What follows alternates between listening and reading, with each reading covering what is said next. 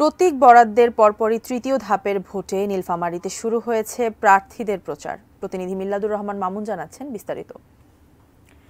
মামুন, ওখানকার আসলে এখন কি পরিস্থিতি এবং প্রচারণা আসলে শুরু হয়েছে কিনা সার্বিকভাবে?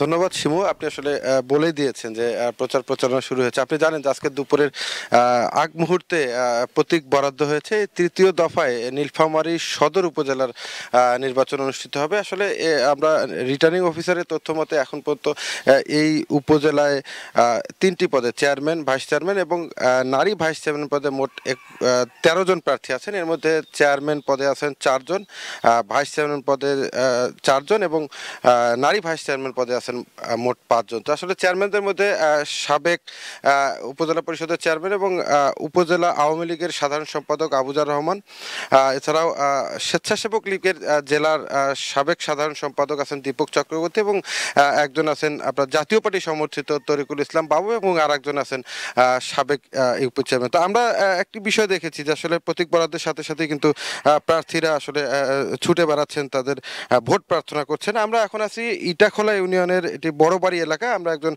প্রার্থীকে পেয়েছি, আমরা একটু তার সাথে কথা বলবো। আচ্ছা, আপনার আসলে পরিকল্পনা কি? আজকে তো প্রতীক বরাদ্দ হলো, আপনি নির্বাচিত হলে নীলফামারীবাসীর জন্য কি করতে চান? আসলে নীলফামারীবাসীর জন্য করার মতো যেটা আমাদের উপজেলা পরিষদ থেকে করার জন্য আছে সেটা আমরা সর্বাত্মক চেষ্টা করব। এবং সেই সঙ্গে আমার এইখানে আরও একটা সুবিধা আছে, সেটা হলো যে আপনারা জানেন যে আমাদের নীলফামারী 2 আসনের জাতীয় সংসদ সদস্য জনাব আসাদুজ্জামান নূর মহোদয় হইতেছে আমাদের জাতীয় সংসদের নির্বাচন এমপি।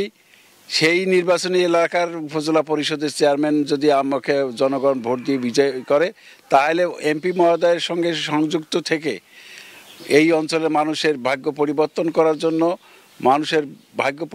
করার জন্য যে কর্মকাণ্ডগুলো আছে সেই কর্মকাণ্ডগুলো আমরা এমপি মহোদয় সহ আমরা সম্মিলিতভাবে এই কাজগুলো করতে পারব। ধন্যবাদ।